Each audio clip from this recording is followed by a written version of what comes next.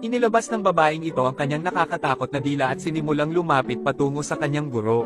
Sasalakayin na sana niya ang guro, ngunit biglang lumingon ang guro, at naging normal ang lahat ng estudyante.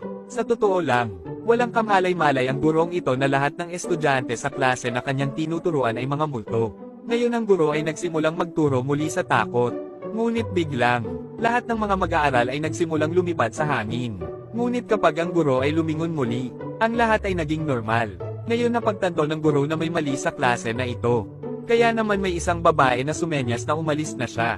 Kaya agad siyang tumakbo palayo doon. Ngunit habang pauwi siya, nakita niya ang parehong babae sa hagdan. Sinabi ng babae sa guro, may balak na masama sa kanya lahat ng estudyante. Hindi ka na dapat pumasok sa klaseng iyon.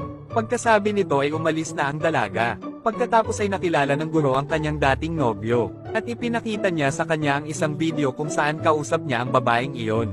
Ngunit hindi nakikita ang babae sa video na iyon.